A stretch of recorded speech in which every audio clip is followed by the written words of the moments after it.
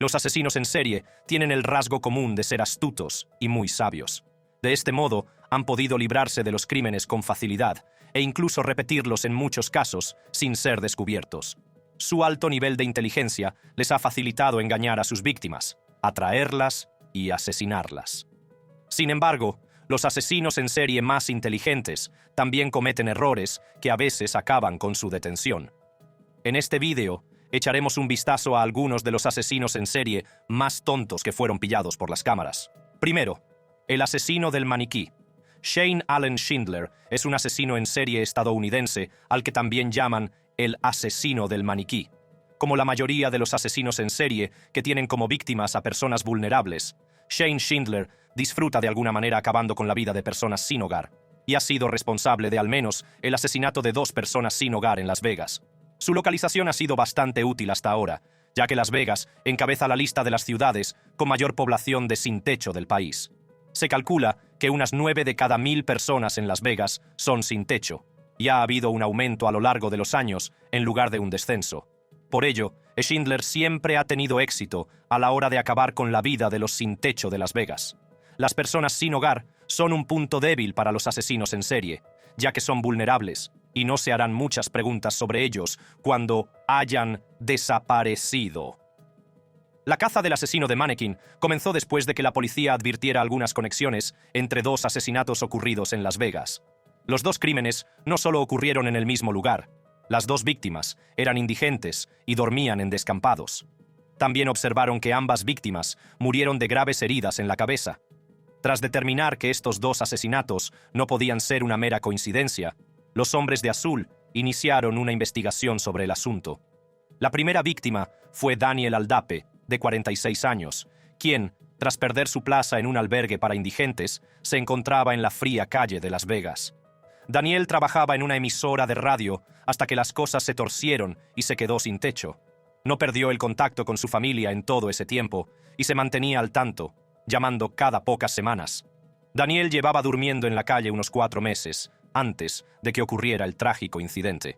En una fría noche del 4 de enero de 2017, Daniel fue encontrado con una devastadora lesión en la cabeza que se produjo mientras dormía.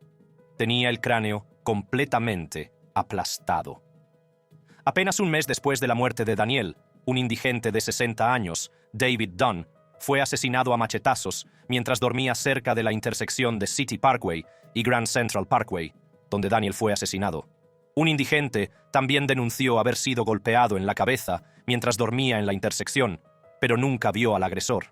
La policía ató cabos y llegó a la conclusión de que había un autor detrás de los 3 incidentes.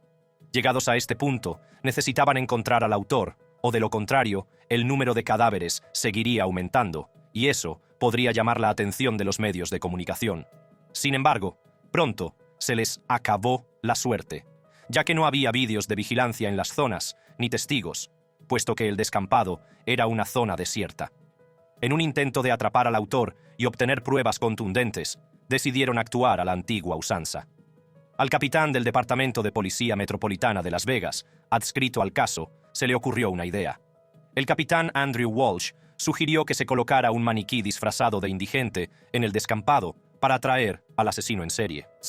El Departamento de Policía Metropolitana de Las Vegas vistió un maniquí de reanimación cardiopulmonar para que pareciera un vagabundo y lo colocó en el descampado por el que Daniel y Dunn pasaron la noche anterior a ser asesinados a hachazos mientras dormían. Como se sabía que el lugar era un refugio para indigentes, nadie podía pensar que se trataba de un maniquí ni encontrarlo inusual.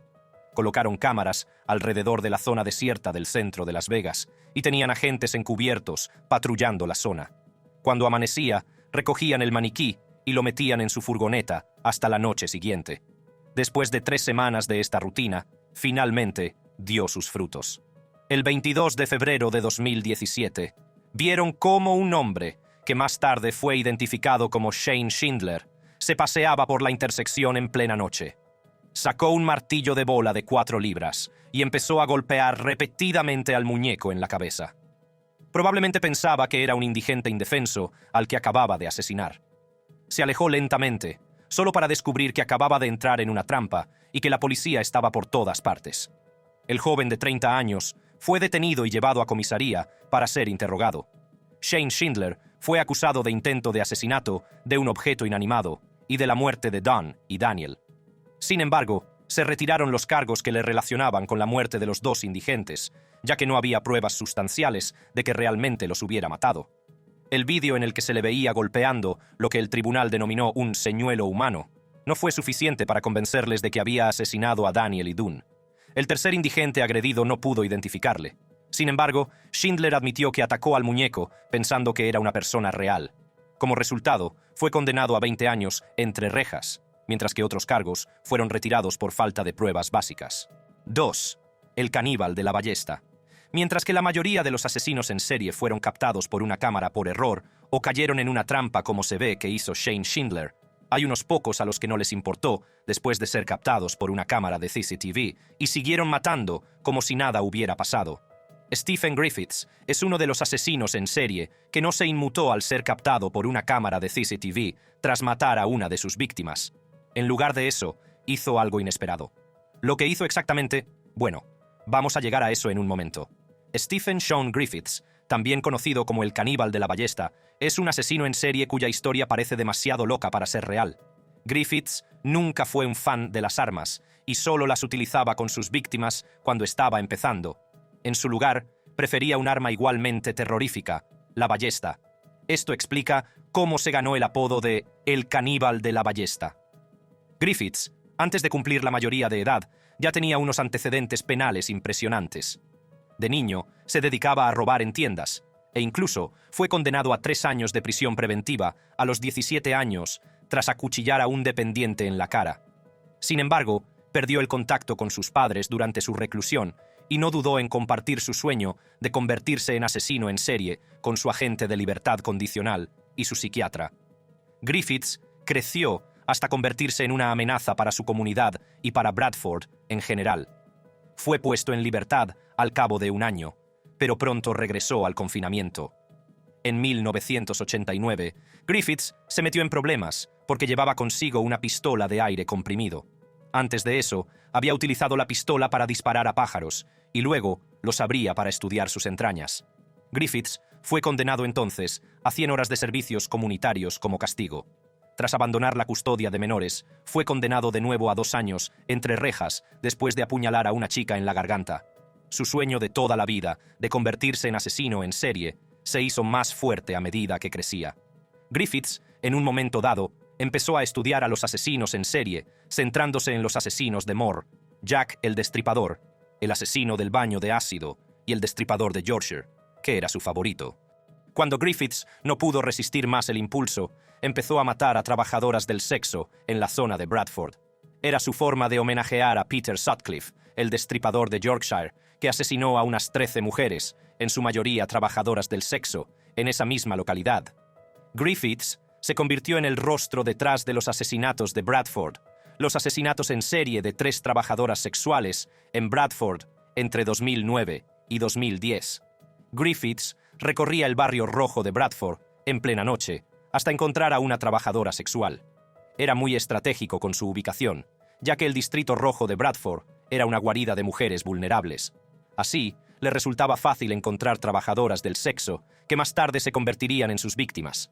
Luego, llevaba a la víctima a su piso y acababa con su vida. Los detalles de cómo Griffiths asesinaba exactamente a sus víctimas siguen siendo desconocidos a día de hoy. Sin embargo, lo cierto es que Griffiths descuartizaba y cocinaba los cuerpos de sus víctimas. Incluso había algunas que se comía crudas. De ahí su apodo de caníbal. Luego metía las partes del cuerpo de sus víctimas que no consumía en bolsas de plástico y se deshacía de ellas en un lago cercano.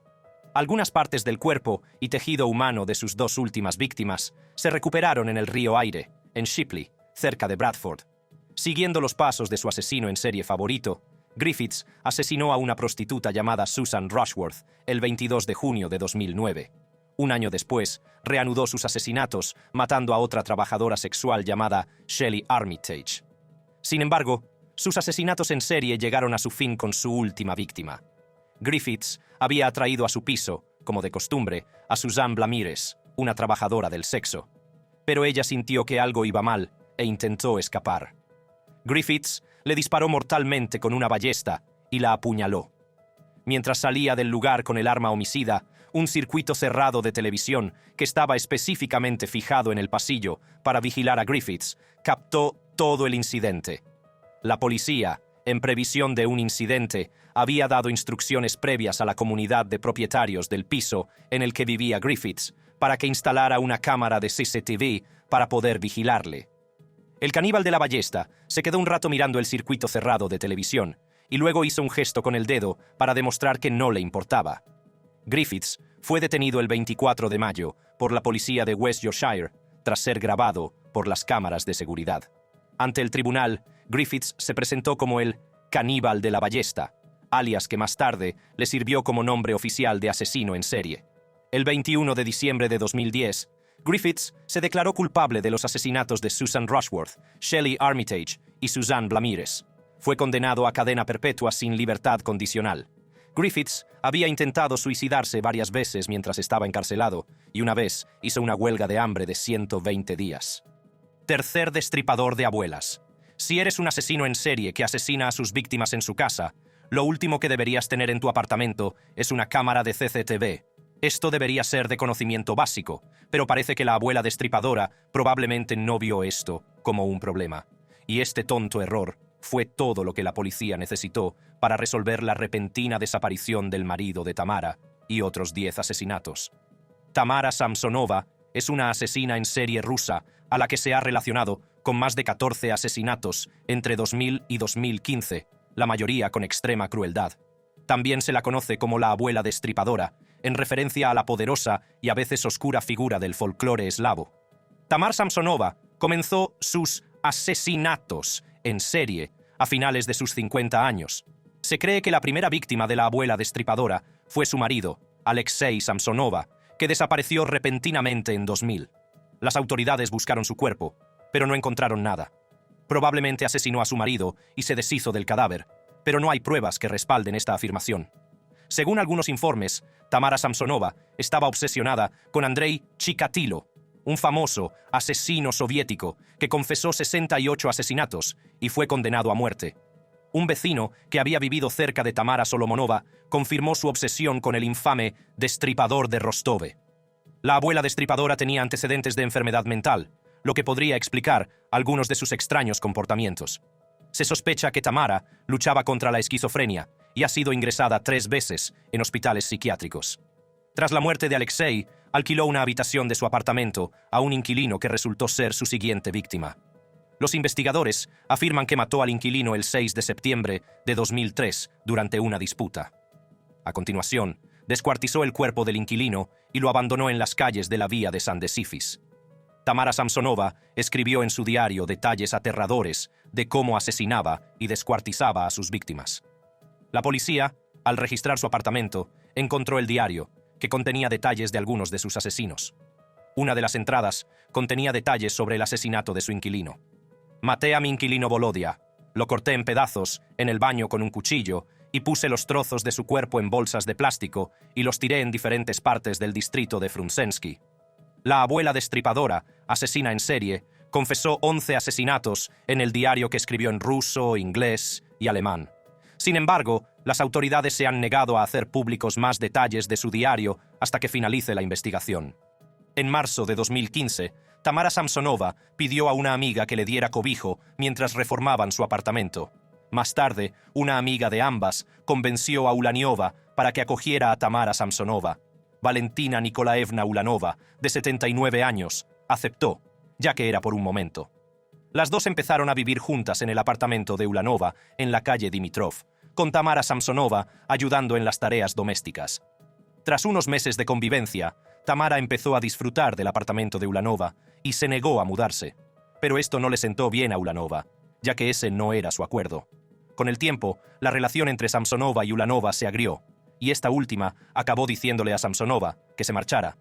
Fue entonces cuando la abuela destripadora empezó a plantearse asesinar a Ulanova. Un conflicto sobre tazas sin lavar provocó a Tamara Samsonova, que decidió envenenarla. Tamara Samsonova viajó a Pushkin, donde consiguió convencer a un farmacéutico que le vendió un medicamento con receta. De regreso a la ciudad, compró el mejor plato de Ulanova, puso en él las pastillas y se las dio a la desprevenida mujer.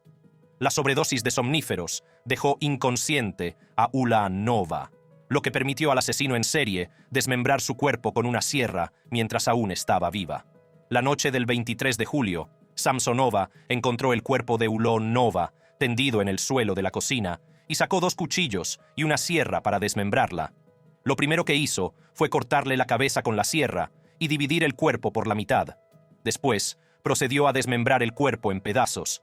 Para sacar el cuerpo descuartizado de su apartamento, Samsonova tuvo que salir y volver varias veces. Un circuito cerrado de televisión, situado al otro lado de la escalera y en el exterior de la casa, filmó cómo el asesino de la abuela retiraba el cadáver de su última víctima en una bolsa de plástico. 3 días después, el cuerpo sin cabeza de Ulanova fue encontrado cerca de un estanque en la calle de Dimitrova. Como Samsonova era la cuidadora de la víctima, su nombre encabezaba la lista de sospechosos. La policía llamó a la puerta de Samsonova y la detuvo. Al registrar su casa, encontraron restos de sangre en el cuarto de baño. El juicio de Samsonova estuvo lleno de dramatismo. Se la vio soplando besos al juez y a los periodistas mientras se reía. Samsonova fue internada en un centro de salud mental de Kazán, donde sigue residiendo hoy en día. Cuarto, el asesino de Grindr. Apodado el asesino de Grindr, Stephen Port John es un asesino en serie y violador de niños en serie británico. Port, desde muy joven, fue descrito como un solitario que mostraba algunos comportamientos extraños. En sus primeros años sufrió acoso escolar. Esto probablemente contribuyó a que se convirtiera en un asesino en serie y una amenaza para su comunidad. Stephen Port drogó, agredió y mató a 4 hombres entre junio de 2014 y septiembre de 2015. Lo más sorprendente de sus asesinatos en serie fue que los llevó a cabo de una forma tan perfecta que la policía no pudo encontrar un nexo entre los asesinatos. Aunque la conexión era a todas luces evidente, la policía metropolitana no supo verla. Port se escondió a plena vista y como resultado nunca terminó en su lista de sospechosos, todo gracias a su modo de operar. La mayoría de los asesinatos de Port se disfrazaban de suicidio y sobredosis de drogas. Como resultado, la policía tardó un tiempo en sospechar de juego sucio. El nativo de Essex, que salió del armario como gay a los 20 y tantos años, tenía como objetivo a sus compañeros homosexuales, a los que conocía en una aplicación social gay bisexual. Port entraba en esta aplicación para ligar, creaba un perfil falso y conectaba con parejas sexuales interesadas que luego se convertían en sus víctimas. En un perfil decía ser licenciado por la Universidad de Oxford. En otro, decía ser profesor de niños con necesidades especiales. Tras concertar una cita con sus parejas homosexuales, Port añadía GHB, una droga de violación, a su bebida para dejarlas inconscientes. Después, violaba a sus víctimas antes de acabar con sus vidas. Cuando se recuperan los cadáveres de estas víctimas, es probable que la muerte se descarte como una sobredosis de drogas. Este ha sido el destino de las 4 víctimas de Port, ya que la autopsia reveló que todas murieron por una alta dosis de GHB. La primera víctima de Grindr fue un estudiante de moda de 23 años, Anthony Walgate, que a veces trabajaba como acompañante. El 17 de junio de 2014, Port solicitó los servicios de Anthony, y ambos tuvieron una cita después de que el asesino en serie ofreciera al estudiante de moda 800 libras por una noche. Anthony fue a por el trabajo con Port, que fingió ser un cliente, pero nunca volvió con vida. Los dos se encontraron en el piso de Port en Barking, donde le drogó y le violó para cumplir sus fantasías sexuales. En la madrugada del 19 de junio, el asesino de Grindr arrastró el cuerpo del fallecido fuera de su casa e hizo una llamada al 999. Durante la llamada, Port afirmó que pasaba en coche cuando vio a un joven que tenía un ataque o estaba borracho. Ambulancia de emergencia. ¿Cuál es la dirección de la emergencia? Creo que es la calle Cook. Hay un chico joven. Creo que se ha desmayado fuera. No lo sé. ¿Fuera de qué número? 47 o 48. ¿Perdón? 47 o 58, creo. ¿Calle Cook 47? Sí. ¿Qué zona? Parece que se desplomó o tuvo un ataque o algo así. Antes de las 8 de la mañana de esa mañana, Anthony fue declarado muerto. Y la policía nunca pensó que la persona que llamó al 999 estuviera relacionada con el incidente. Esto le dio a Port la audacia de cometer otros 3 asesinatos en el año siguiente. Su segunda víctima fue Gabriel Kovary, de 22 años, que se alojó brevemente con Port. Al asesinato de Kovari siguió el de Daniel Whitworth, un joven de 21 años que trabajaba como cocinero. Para vender una historia a la policía, Port añadió una falsa carta de suicidio al cadáver de Whitworth. El chef confesó la muerte de Kovaris, la segunda víctima de Port. Esta fue una forma de cubrir sus huellas y culpar de su segundo asesinato al fallecido. Su última víctima fue Jack Taylor, un conductor de carretilla elevadora que se quedaba con sus padres. El asesino de Grinder arrojó los cuerpos de las víctimas en un cementerio. Sin embargo, el asesinato de Taylor puso fin a la matanza de Port. Las familias de las víctimas se habían enfrentado a la Met para que investigara esas muertes, pero nunca se molestó. No fue hasta 2 semanas después de la muerte de Taylor que encontraron una grabación de CCTV que vinculaba a Port con el asesinato. En la grabación del timbre se podía ver a Port entrando en casa de Taylor en lo que parecía ser una cita programada. Poco después, la cámara del timbre lo captó saliendo del apartamento. Los dos también fueron captados juntos cruzando la calle. Unos días después del descubrimiento de las imágenes de CCTV, Port fue detenido y acusado de 4 cargos de asesinato, 10 cargos de administrar un veneno, 7 cargos de violación y 4 de agresión sexual, todos los cuales negó.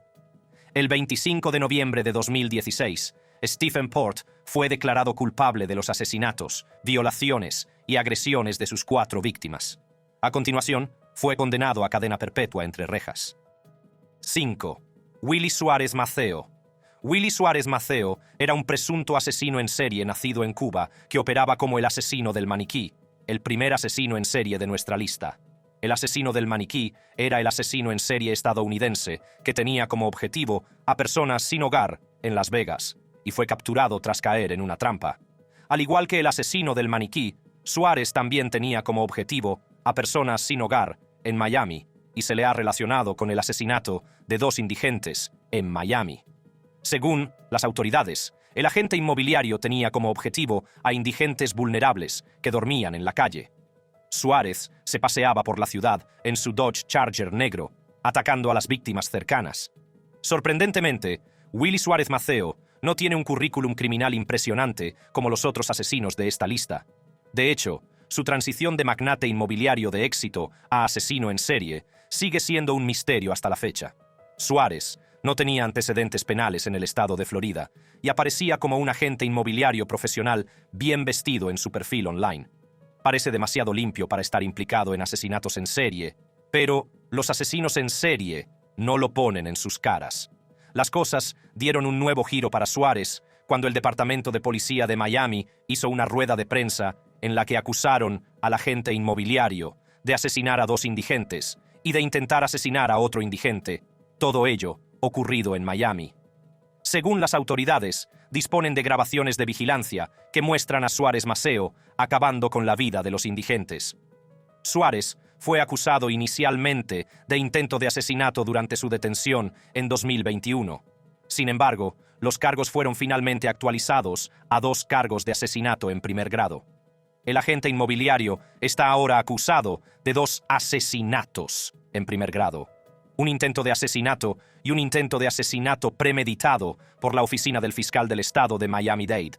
La primera víctima de Suárez fue un indigente de 59 años llamado Manuel Pérez. Pérez había estado pasando la noche en la acera cuando fue apuñalado hasta la muerte el 16 de octubre de 2021. 2 testigos que se encontraban cerca del lugar del crimen contaron que pudieron oír al pobre anciano pidiendo ayuda. Un testigo afirmó que vio a un hombre que movía la mano arriba y abajo como si estuviera golpeando a Pérez. El testigo también describió al sospechoso como un hombre delgado, negro, bien afeitado y vestido con una camiseta negra. Una cámara de circuito cerrado de televisión cercana al lugar de los hechos captó una imagen clara de un sujeto varón que coincidía con la descripción que dio el testigo. Otra cámara de CCTV de un negocio local muestra a Suárez Maceo caminando por la zona donde se produjo el asesinato. Tras huir de la escena del crimen, se pudo ver al sospechoso entrando en una furgoneta negra. Sin embargo, en ese momento, la policía no pudo identificar al hombre, ni siquiera después de obtener una imagen clara del sospechoso. Suárez volvió a atacar el 21 de diciembre de 2021. Pero esta vez no salió impune. Disparó a un vagabundo que sangraba por la cabeza. Sin embargo, el hombre tuvo suerte de sobrevivir al disparo. Unas 2 horas después del fallido intento de asesinato, otro vagabundo, Jerome Price, recibió 5 disparos mientras dormía en el suelo. Una cámara de vigilancia cercana captó un Dodge Charger negro que pasaba por allí y del que salían destellos de armas de fuego. El Dodge Charger también fue visto dando vueltas por la zona antes de que dispararan a Price. La policía pudo obtener los 3 primeros dígitos de la matrícula del Black Dodger y con la ayuda de otras cámaras de la zona consiguieron reunir la matrícula completa. En ese momento, solo era cuestión de horas averiguar quién estaba detrás del tiroteo, o al menos tener una pista con la que poder trabajar.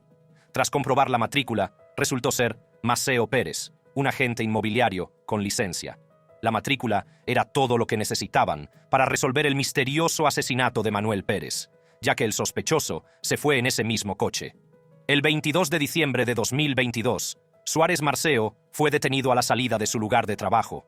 Durante la detención, la policía se incautó de una pistola Glock 19 de 9 milímetros de color negro, cargada que llevaba Suárez Maceo en la cintura.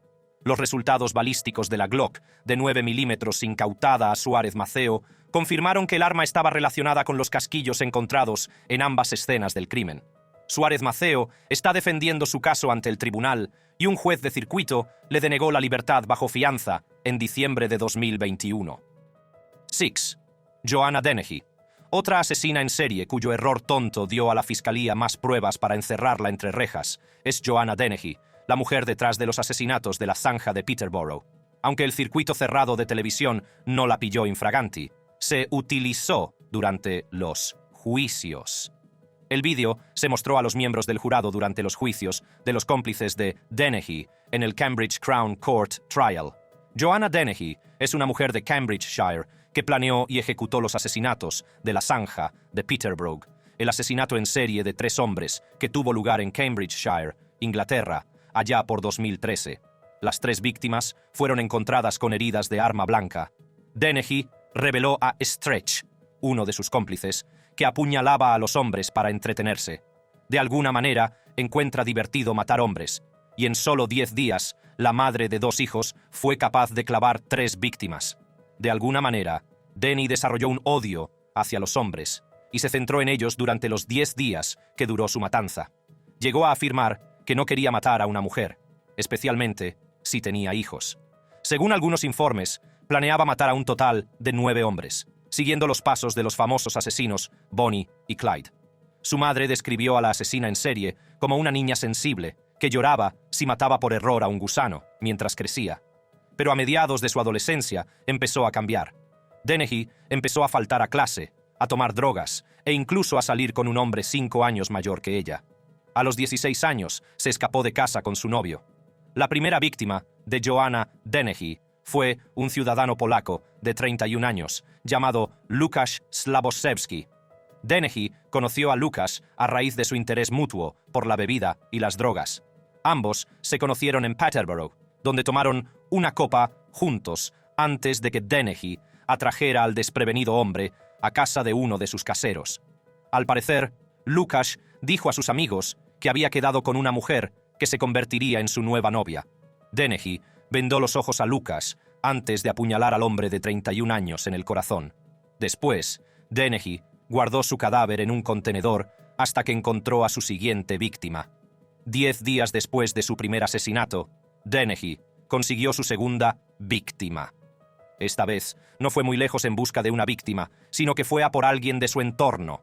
Dennehy asesinó a John Chapman, de 56 años, uno de sus compañeros de piso. El 29 de marzo de 2013, Dennehy asesinó a John Chapman de la misma manera que asesinó a Łukasz. Apenas unas horas después del asesinato de Chapman, Dennehy asesinó a su casero, Kelvin Lee. El hombre de 48 años tenía una relación con Dennehy en ese momento. Antes de matar a Lee, le convenció para que se pusiera un vestido negro de lentejuelas, que luego utilizaría para humillarle aún más. Para deshacerse de los cadáveres que tenía en su poder, Dennehy sabía que necesitaba más manos. Aquí fue donde Gary, Stretch, Richard y Leslie Layton entraron en la trama. La pareja ayudó a mover y tirar los cuerpos de las víctimas en zanjas. También colocaron a Lee, que llevaba un vestido negro de lentejuelas, en una posición sexualmente explícita para burlarse de él. Dennehy huyó entonces a Hereford en busca de más víctimas. El 30 de marzo de 2013, los restos de Kelvin Lee fueron descubiertos en una zanja de Newborough. Sin embargo, la policía tardó 3 días más en descubrir los cuerpos de Chapman y Lukash. Mientras estaba en Hereford, Dennehy fue visto en una cámara de circuito cerrado de televisión, coqueteando con una trabajadora de una tienda. El asesino en serie, que afirmaba ser lesbiana, podía verse sonriendo y manteniendo una conversación con la dependienta. Incluso le dijo a la cajera de 31 años que se diera la vuelta para poder verle el trasero. Poco después de salir de la tienda, Dennehy y sus cómplices se cruzaron con 2 hombres, John Rogers y Robin Beraza, que estaban paseando a sus perros. Dennehy apuñaló a Beraza en el hombro y el pecho, y luego a Roger, a quien asestó 40 puñaladas. Sin embargo, los 2 pudieron recibir atención médica rápidamente y sobrevivieron. Durante el juicio, identificaron a Dennehy, y las cámaras de seguridad también la sitúan en Hereford en el momento del intento de asesinato. Dennehy fue detenida posteriormente y acusada de 3 cargos de asesinato y 2 intentos de asesinato. Al parecer, Dennehy flirteó con el agente que la detuvo. También cometió un error tonto al robar el perro de Roger, que se encontró en su poder durante su detención. En noviembre de 2013, se declaró culpable de todos los cargos y fue condenada a cadena perpetua, un tipo de sentencia reservada a los peores delincuentes del país. Se convirtió así en la tercera mujer condenada a tal pena en la historia del Reino Unido. Stretch fue condenada junto a Dennehy a cadena perpetua, pero con posibilidad de libertad condicional al cabo de 19 años. Dennehy ha encontrado el amor en la cárcel e incluso ha pedido permiso para casarse con su compañera de celda, Hayley Palmer. Dennehy pasará ahora el resto de sus días en la prisión de Low Newton, en el condado de Durham. Si te ha gustado este vídeo sobre algunos asesinos en serie tontos captados por las cámaras de seguridad, seguro que te encantará el siguiente vídeo que aparece ahora mismo en tu pantalla.